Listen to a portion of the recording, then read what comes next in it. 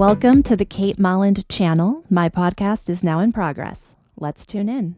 To happen on a date that, a guy brings his own food and decides to start, munching on his own food while you're at a beer flight tasting. Now, on the other side of the coin, what if the woman, now she didn't do this, but I'm just saying, but what if the woman played along?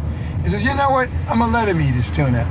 And I'm going to let him know that I don't really care for any tuna, but let me just see where this guy came from and what would prompt him to do such a thing. I think some women, maybe if somebody's going to write a book about all their dating experiences, they let that one play out. I said, yeah, let's get out here because, I need this one for the diary. Well, it's a good story to have, but I mean, my heart hurts for women who have a lot of horrible dating stories.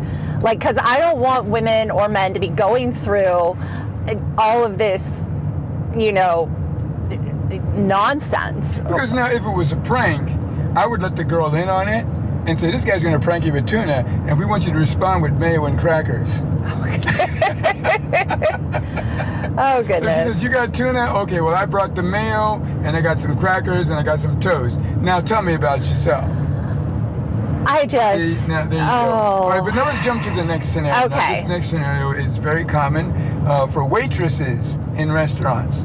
Now, what waitresses encounter a lot of men. They're 8 hours, 12 hours a day on a shift. So they encounter an awful lot of guys. Mm-hmm. Now, guys tend to think that they are the only encounter that this girl has. Like, okay, I'm going to hit on this girl. I'm going to tell her how fine she is. I'm going to give her a big tip. Him not knowing that he's like number 14 for the day or number 27 for the week. Yeah. Because this is routine to the girl. All right, now here's the scenario. There is a guy, and this is a true story, by the way. Okay. There's the story of a guy who is a billionaire, but he's one of the unknown billionaires. He's not published in Forbes. He's not published on the internet. He doesn't go on YouTube and tell everybody how to make millions of dollars. He doesn't do these visible conferences with his name blasting on a jumbotron. Quiet luxury. Yeah, quiet, mind your business kind of thing. And he pulls his money from the medical profession. That's his thing. Now, he orders coffee in the morning. He says, I want a cup of coffee. So now when the coffee comes, on this particular day, for some strange reason, the coffee was absolutely dreadful. And what he does is he gets in his car, goes to a restaurant that's not that far away from where his office is, and he goes in, he says, look, I just want a cup of coffee.